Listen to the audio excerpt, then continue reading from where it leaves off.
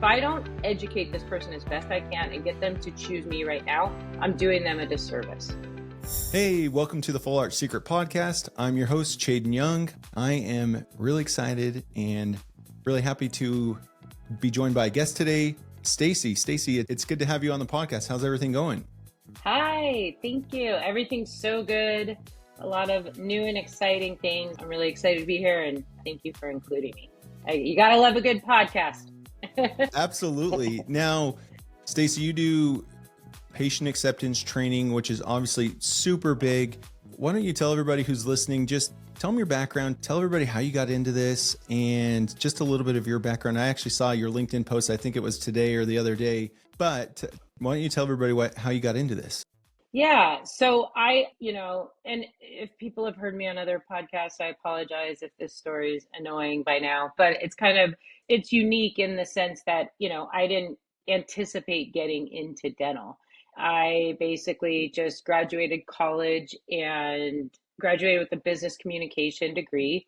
And like everybody does when they graduate college, that doesn't become a doctor or a dentist or a lawyer. They just pick what they think they should do and learn from it. So I just went straight into sales and, sold everything from copy machines to, advertising to software to, and anyone that's really, really excelled in sales for the most part will probably tell you that they start out very mediocre and then get better as the years go by. So, and then actually you mentioned my LinkedIn post because I just posted today that I started working for Jenny Craig. I actually started for a small weight loss company, and then my manager was like, "You should go work for Jenny Craig." So there's a lot of room for growth. I started working for Jenny Craig, and in a very short period of time, I literally became like the best salesperson in the company. It was crazy. It was, and I progressed into, becoming a market director and working at the corporate headquarters. So I did both field operations, corporate sales training. So yeah, so we were owned, then we got acquired by Nestle, which will lead me to my next point. I'll get back to that. Sorry. Well, let's just leave it at I worked for Jenny Craig. I did really good in sales. And then I left because I was there for about 10 years. And my dad, who's a dentist and who was kind of like one of the pioneers in the removable implant space, he kind of found a niche in Snap-on, right? So people go to Clear Choice, get a treatment plan for 50 grand. My dad finally found a really effective way through locators to attach the denture to the implants, put a little wet lab in his office, and they'd go to Clear Choice, get a treatment plan for 50 grand, go to him, and he could at least keep the denture in the mouth, right? And take out the palate on the top, and it would be half price. And it was great for him. And I went to his office actually to do like this consulting project we were going to do. And that didn't pan out, and I was just going to leave. And basically, he just said to me, my dad was really into the business side. He spent a lot of money learning, marketing, and he was doing TV marketing. And this was a while back. So he said, before you go, he said, let's do one thing. He goes, I spend about, 20 grand a month in marketing. For every 10 patients that come in, 2 of them accept treatment. And he said, let's sit down for an hour a day. We'll study the x-rays and I'll educate you on why these people can't afford not to do these cases. And just call them up. And whoever you get scheduled, I'll pay you a commission. And that's how it took off. And it changed the practice. And then when the new buyer bought the practice, that was the point when he basically said, I want you presenting these cases firsthand. And literally when my dad sold the practice, we were doing about 2.2 million in revenue. And just by making that one switch where I then started presenting the cases, we started doing fixed full arch. We grew the practice from 2.2 million to last year we did over 8 million with a 5% marketing spend. But the whole point of the Jenny Craig story is that Jenny Craig, you wouldn't even think this, but it's the exact same type of sale. It's this very, very emotional sale where these patients in full arch, are a lot of them are like literally shaking getting out of their cars. Some of them told me they have to take Valium to come to the office. They think dentists did this to them in the first place. They feel like they're so far gone. They walk around with their hands over their face. They can't look in the mirror, right? They're not just people that can't muster up the courage to go talk to someone at a party. Like these people can't leave their houses half the time, right? And so then they finally hit rock bottom where they see their grandson at a barbecue and their grandson says, Grandma, why are half your teeth missing? And they say, I'm doing this. And they see your ad and they pick up the phone, and you have a very short period of time to capture that momentum and keep it going through the sales process. And Jenny Craig is the same way. And Nestle invested millions of dollars into understanding how to maximize their marketing efforts. They spent millions of dollars in marketing. So it was just, it kind of came full circle. And now, really quick, and then I'll let you ask more questions. I just left New Day Smile. I always did consulting on the side and worked for implant companies with business education, but I took a leap of faith and I'm helping dentists all over the country now, full time, dedicating all my time to that. Sorry, that was really long. No, that was great. It's a good background, and I think it's yeah. I just have to point out the irony that Nestle buying Jenny Craig there. Anyways, I digress. But That was strategic, by the way. They were trying to, it was like when everything was coming out, with they were trying to integrate health yeah, that makes as part sense. of their, Yeah. yeah. So they bought they bought a water Mm-hmm. company, Yep. then they bought Jenny Craig. That makes a lot of sense. Okay. I want to ask something that you said that I thought was pretty interesting, which is you said when you were working with your dad and your dad said, "Hey, I just want to teach you why these patients can't afford to not get treatment." That's a really interesting way to look at that. And I've talked to providers, I've talked to people about this, but I really want to hear your perspective and some of the things and some of the insights that you have of why patients can't afford not to take action and actually get treatment instead of delaying for, another 5 to 7 years or whatever it is, right? Yeah, 100%. And that's a great question. And that's something that I teach on, right? Because when you are selling effectively, which is what all treatment coordinators are doing, they're salespeople, you are educating people and you're putting things into perspective and making people understand what they're really investing in, right? Because we're trying to collect $40,000 to $50,000, so we better build some value. That's why a lot of times, like I'll hear, I identify what's called a USP, a unique selling proposition. It's a way to differentiate yourself from your competition. And a lot of times I'll ask an office, what's your USP? And the office will say, we deliver beautiful smiles. And it's just like, oh, the beautiful smile thing. I'm sorry. Aesthetics is important, but you have to remember these people cannot eat. They can't eat, they can't chew. And it's like one thing my dad used to always talk about. It's like, listen, you can live without an arm, you can live without a leg. You got to have the lower half of your face working properly. That has to work. So it's like making the patient understand that too. Like they'll be sitting in front of you, and basically when you're trying to overcome objections, a really effective way to do that is to ask questions to overcome the objection before you present the price. Once you present the price, you don't want to start overcoming objections because then it just becomes weird and salesy and awkward. So you'll ask questions like, do you have a general idea how much these cases cost, right? If the patient says, yes, I was at Clear Choice last week, you're like, yes, they know it's a big investment. Like, I've got a shot here. I don't have to put things in perspective. But if they say, no, I have no idea, then you have to, talk about what our true products really are. Our true products aren't teeth. Our true products are comfort, health, function, and confidence. Those four things. So it's like, that's why these people can't afford not to do this. And like I said, like chewing properly is what gives your body nutrients to fight disease. So if you can't chew, you're going to get sick. There's no middle ground. And I Does love that make sense? that. Yeah, that, no, that absolutely does. And I love that you ascribe to the methodology. I'm a big believer in you can force people to do stuff. One, there's an ethical dilemma there, right? But I believe that the best way to have a conversation with a patient and to be able to overcome those obstacles well before they're even brought up is to ask questions, is to find out what's been going on in your life, right? Right? What kind of pain has this caused you? And then just sit back and listen, right? Oh yeah, 100%. Like one thing I talk about, I have an online course. It's called Full Arch Sales Experts, right? And basically, the one thing I talk about with my course is I've done a lot of I've done a lot of research on persuasion and influence. Like I love that. It's like my favorite thing. So have you ever watched Masterclass? Oh yeah, for sure. Okay, you've taken a master class. So my course is like a master class. It's a learning management system for people that want to effectively learn how to close full arch cases. And one of my, I do like I have 4 modules on the lead call, the clinical presentation, the sales presentation, and then I do like just a basic, like a module on like sales 101 for like a TC that's never had formal sales training. Like, and one of the things I talk about in that sales 101 module is basically it's a methodology from Daniel Pink. He did a master class. It's the best master class. You have to watch it if you haven't watched it.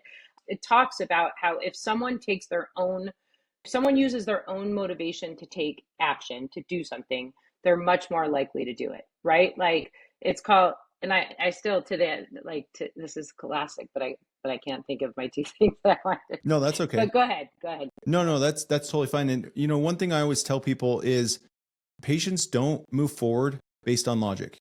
If they move forward based on logic, they would not be in the situation that they're in right now, right? They would not be sitting there in this uncomfortable, maybe embarrassing state for years and years and years. If they move forward based on logic, they would have done it a long time ago, right? And so patients, and this goes across the board for most cells, but patients specifically move forward based on emotions, based on the hope, based on that outcome that, hey, I'm not going to be in pain anymore. I'm not going to have to only eat a certain type of food because, well, I don't have the teeth to be able to enjoy a steak or enjoy whatever it may be, corn on the cob, right? You know, the pretty common ones. And so I think that it's right in line with what you're talking about. You Yeah, have to be I able to just connect thought with the of the patient. Yeah, go ahead. And I just thought of it. So ridiculous. I talk about this every time I speak at courses and everything. And I'm like, I totally lost it. That was hilarious. So it's irritation versus agitation. And you're absolutely right. So logic makes people think, emotion makes people act. Okay. But irritation versus agitation is basically irritation is when you're trying to get someone to do something that you want them to do. And agitation is when you're trying to get someone to take their own action to do something that they know they ultimately should do and will do basically. So it's really interesting. And he teaches, Daniel Pink, who I love, teaches these different ways to do that. And like he gives an example, like, if you asked a patient, let's just use it with full arch, like you asked a patient, like you get done with the sales presentation, you're feeling some hesitation still, and you say, okay, Mary, I know you're really wanting to do this, but I'm sensing a little bit of hesitation. On a scale of 1 to 10, 10 being the highest, how ready are you right now to make a commitment to move forward with this? And this would be like before you get to price, right? You can't do it after price, right? And so Mary says, well, I'm really scared. I think I'm like a 5 because I'm so afraid. And then, so the irritator would say, you're a 5. What are you talking about? Your mouth is falling apart. You can't eat. Like in your head, you're thinking this, right? Think of, and then the agitator would just look at the patient and say, okay, so you shared with me you're a 5. Tell me why you're not a 1. And then Mary starts talking about all the issues that she's dealing with. And when people start talking about their own issues, that's what creates urgency for them to take action. If you ever saw me close a full arch case, it's like doing a little dance until we come up with a solution. It's never like, oh, I want to close a double hybrid, right? It's like, how can I get this patient in a better situation than they were before they came in this office? That's my only goal. I'm not thinking about case acceptance. I don't have case acceptance mindset. I'm not trying to persuade them. Like, I'm literally, how can if I don't educate this person as best I can and get them to choose me right now, I'm doing them a disservice. That's my mindset. Absolutely. And I love that thought process and that mindset. Really, it's a mindset mentality of, I want the patient, regardless of the outcome. The outcome isn't what matters. I want the patient to leave here in a better state than they came into the office. Now, whether that is, and hopefully they decide to move forward with treatment, or they're just more educated. So when they go down the street, when they're looking in the future and they realize they go to somebody who is just a turn and burn type approach just not going to take care of them, they can really feel and understand the difference of why what that office is doing is so much better than, somebody else down the street, right? Yeah, 100%. And like when you first made that comment, I was like, oh no, they always do treatment. But like, listen, everyone, the one thing I attribute, when I was closing cases, like in the practice, closing cases, I was converting at 70%. So if I saw 10 people, I would close 7 out of 10 people. And, also we got to the point where we were really good at doing full arch cases. When you're doing 40 a month, like, it's very easy to differentiate yourself, right? Because there's a lot of doctors that are just trying to get in, and, there's a learning curve, and they got to get everything up to par. But yeah, is it's all about education and then being able to build a connection, because ultimately you're trying to gain their trust. And another part that is really, really big is product knowledge. So it's like, I always go back and forth, like the doctor shouldn't be trying to sell these cases because they're the business owner and it's so much money, it's almost a conflict of interest. And I realize that the doctor has to, lean a little bit more into the sales presentation part if they don't have, you know a sales expert, a sales professional, doing that. But at the same time, it's all about building trust. And if I was talking about product knowledge. If you do are what's more effective, because we experimented this, right? My dad, I'm telling you, that guy could sell snow to an Eskimo, and he was doing that, talking to the patients and telling them the benefits and features and this and that. And then they go to the front and there was no sales professional. It was just the office manager giving them a brochure and a care credit, brochure. They didn't even have like There you ProSuite go. Finance or anything. Yeah. Yeah. Well, um, let us know. so yeah, exactly. Just call us when you're ready, right? And then they would convert at, 20 to 30% because it's a high ticket item. But now if the doctor can just stay really, like, here's your CT scan, all the teeth need to come out. Congratulations, you're a candidate for implants. Here's your options.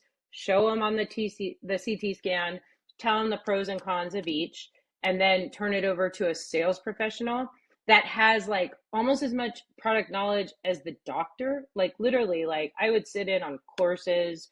I would, watch Dr. Valadez, my former employer, do cases. We did everything together. I would read books. I was like, so it got to the point where I could read x-rays, I could read a CT scan. Because when people buy something from someone, if you're not an expert on product knowledge, you're not going to close the case. You got to know what you're selling, because confidence builds trust, right? So it's like, what's that saying? It's like knowledge equals confidence, confidence equals trust equals sale. So yeah, or I might have said that backwards, but yeah, you have to understand as a salesperson exactly. You have to know the workflow, you have to know about AP spread, and you have to know about bone density and infection and all the things clinical to really educate. When people are spending this much money, they expect a lot and they deserve a lot. And there's a lot of questions. And if you say, hold on, let me go ask the doctor, like right away, you're losing credibility. So that's important. And I think it's important, and you hit the nail on the head. Most people, when they're coming in for a consult, even though the price may be a factor in their mind before they come in, most people want a full arch. Most people want that permanent solution. And so just the sheer fact, we're coming in really, like, when you come in for your consult, we're going to see if we can even move forward, right? Because we really don't know. That's why the consult, one of the reasons why the consult is so important. And so when we discover, it's a mini celebration. Hey, we are so freaking excited because you are a prime candidate for full arch implants. Like, I love that you celebrated that right there, because it really does make, and it's the little things, right? It's the little things that make a big difference. But I want to backpedal just a hair to before the consult, the phone call, because that's something that is so often, it is so often overlooked. And now we have AI that's coming out that can more or less, I mean, AI can basically at this point, it can book an appointment. Now it's very dry. It's very, hey, we're going to schedule you for this time, and very dry, right?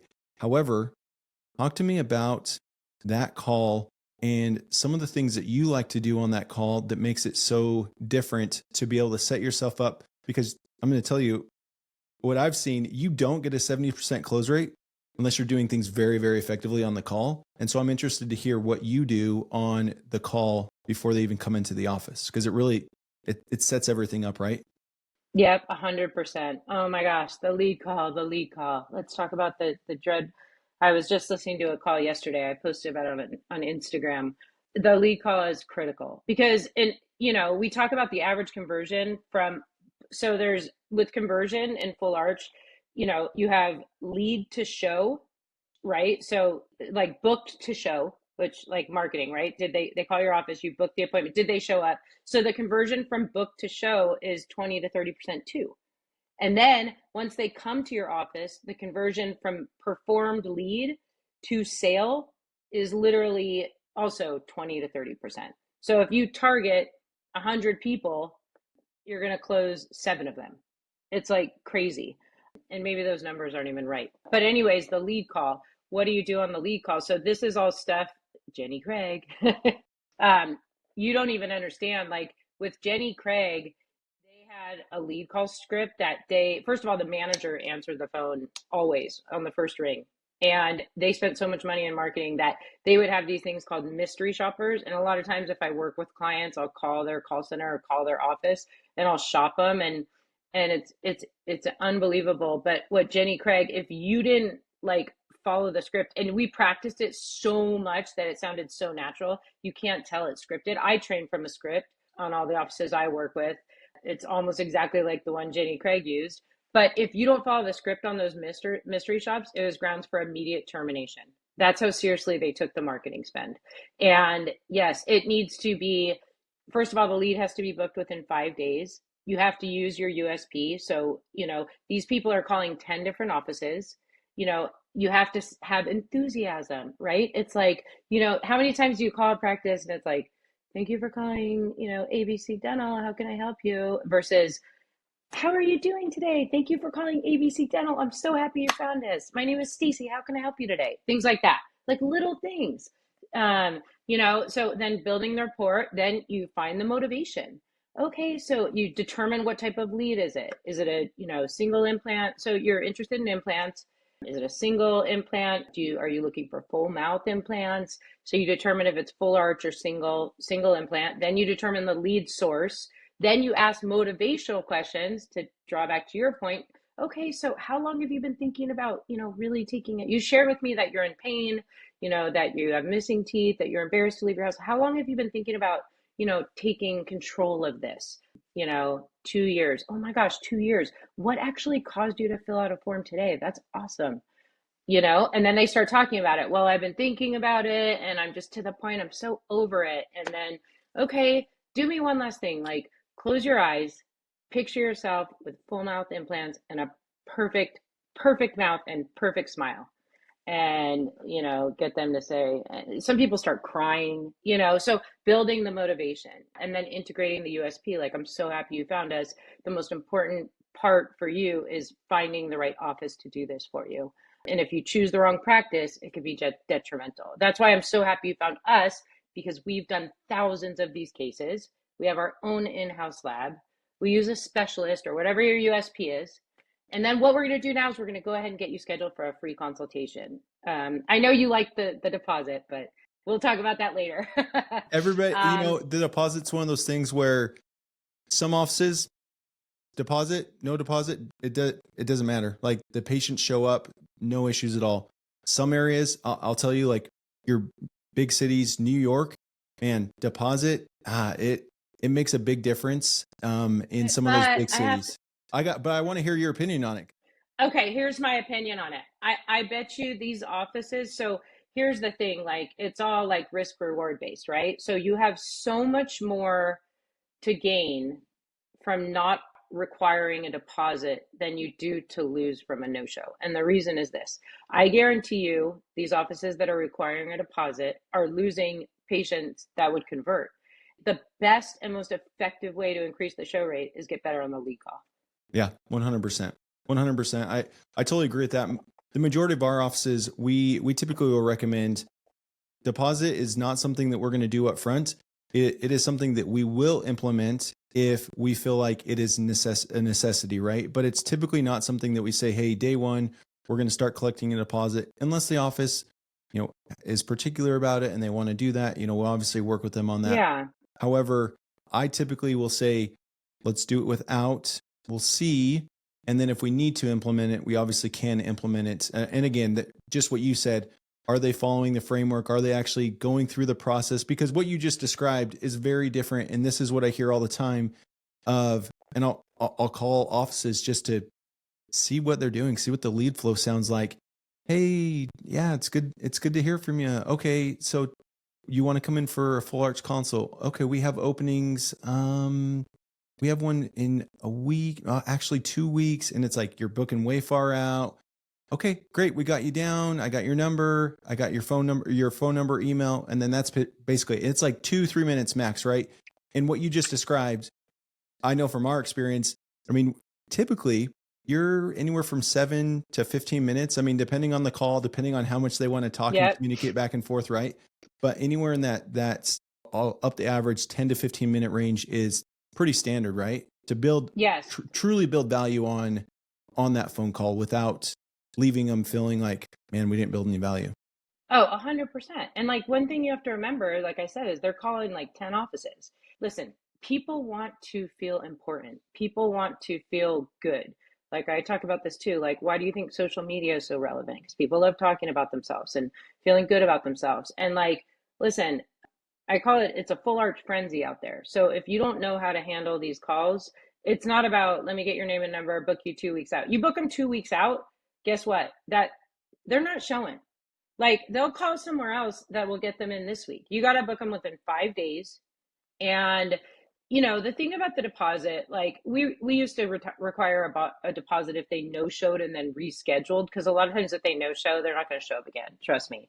It doesn't mean you shouldn't work the lead, but put down a deposit if they're gonna, because and you make it like we just do this to protect our patient's time. You already didn't show once, so if we want to schedule you again, we're going to require a deposit. But the thing with the free consultation is just like I call it building an off ramp.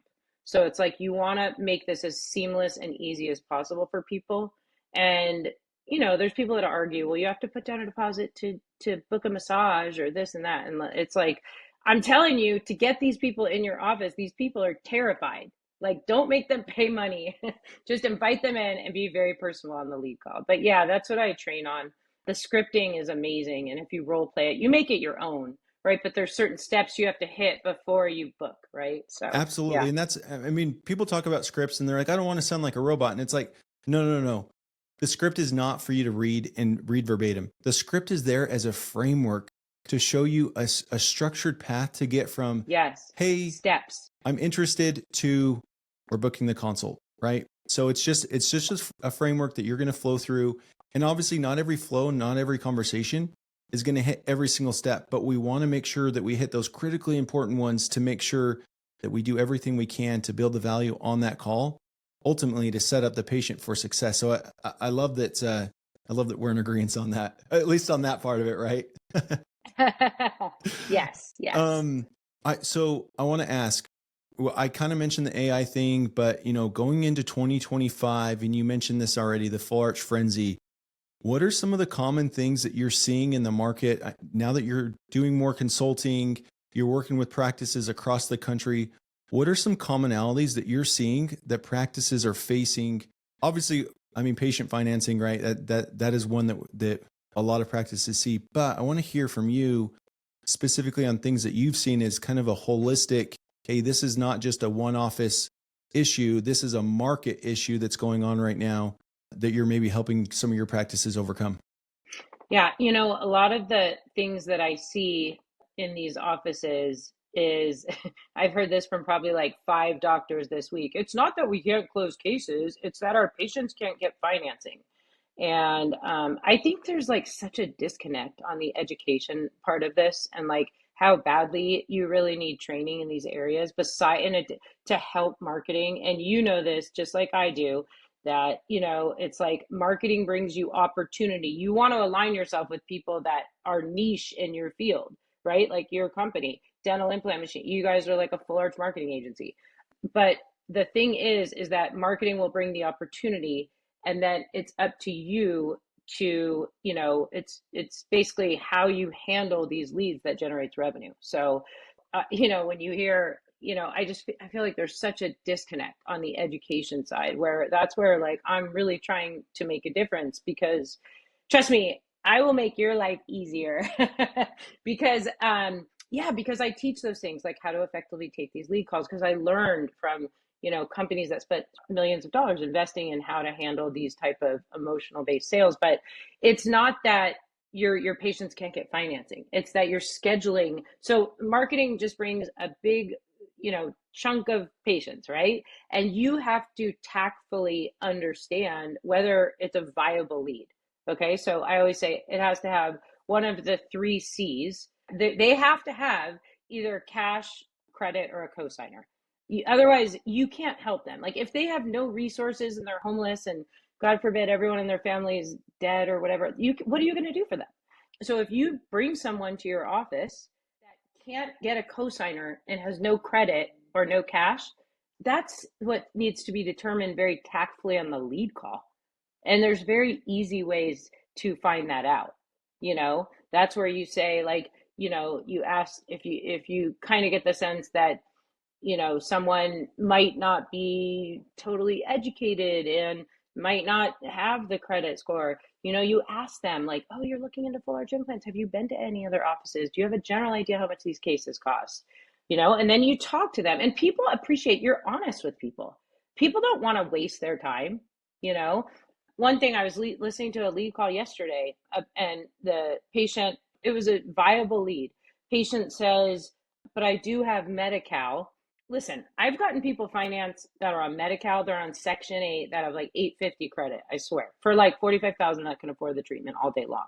So, and the office just said, oh, we don't take Medi-Cal, and the patient's like, okay, thanks, bye. And that was it. Oh They my didn't God. say, The red like, flags are going off and you're like, woo, woo.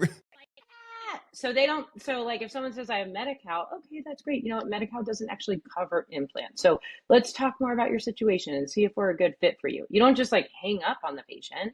Medi-Cal, like, does not, HMO, Medi-Cal, they don't cover implants. Those are non-factors. If someone says I have HMO insurance, never mind, I'm looking for an HMO office, you tell them HMO does not cover full arch implants. And any HMO practice that's doing full arch implants usually, never mind, I'm not going to talk about HMO practices. But usually those practices don't do full arch, so it's like they're going to send you to a specialist. And so, yeah, so you have to educate people, and people appreciate that. People love transparency. I will say that. But I don't know if that answered your question, but I don't think much is changing. I think there's always been a disconnect. I think it's getting, people are understanding more and more that sales is a big part of full arch, right? Full arch is sales and marketing business. Absolutely. GP is tactical. Yeah. And I think that you mentioned something, and that is the patient education. And I want to just emphasize that we call it sales because in a business, that's what it is, right? It's a sales process. It's patient education. You're letting them know, you're educating them, helping them feel, going back to those feelings, feeling like this is the right decision. This is what they need to do to transform their life. And so I love that, that you mentioned that. And then just the need for that education with the patient. So, all right, I got 2 rapid fire questions for you. First one, the most common objection you hear on the phone, how do you overcome it? Go. Oh my God, I hear on the phone. You mean on the lead call? On the lead call. Yep. Let's do that one first. And then we'll do that. We're going to do the consult, but let's hear that one first. Okay. So I'm really interested in dental implants. Can you tell, are you role playing with me?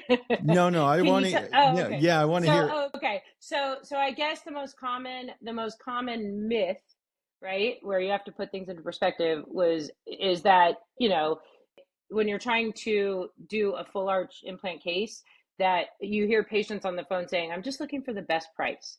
And that's where you need to put you said patient education. So if I was taking that lead, I would say, listen, Mr. Smith, I'm going to go over some prices with you, and then you steer away from that question. And if they still are persistent, but you educate them, listen, this is literally an investment. Like we talked about, my dad always says the lower half of the face, because it puts things in perspective, not just your mouth.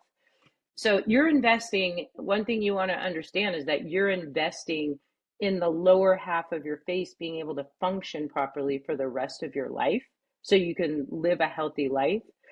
In dentistry, listen, cheap dentistry isn't good and good dentistry isn't cheap. You get what you pay for. So rather than focusing on the cost, you want to focus on doing this one time and doing it right.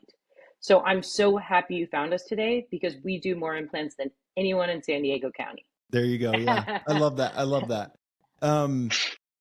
Yeah, man, that was great. What now consult? What's the common objection that So you feel like you it's hear the most? so here's the thing, like I was just talking to a partner that we're putting together a group training program, and we were talking about objections this morning, and I was like, if you watch me present a case, like me, because I've been doing this so long, I don't get it. I don't get here's why I don't get objections, because this is what I train on. You cover all the objections before you get to price. So you're going to ask, like, how long have you been thinking about, doing this? And then at the end, actually, the way that I effectively close full arch cases is we could talk about this for another hour. So you see everyone doing, and we talked about irritation and agitation. Everyone tries to do same day close, and it's not the most effective way. And it's really I'm not even going to get into it, but my whole motto, and I did this for 8 years with 4 different associates doing clinical presentations, always had the same conversion, 70%. You collect the money 1 week after the initial consult when they start the case. So you close the case, get the all the financing set up, figure out the terms, pick out exactly how they're going to pay. Then you are very assumptive in saying, now you're going to actually, what I'm going to do is we're going to go ahead and get you scheduled for your first appointment, which is just scans and pictures and a pre-surgery. You don't want to go straight to surgery. Don't do that. People are afraid. They don't want to do that either. Go home. You've gotten a ton of information. Talk to your spouse. If you guys want to put any more money down than we discussed, go ahead and bring your checkbook or a credit card. You have to tell them to bring it or they won't.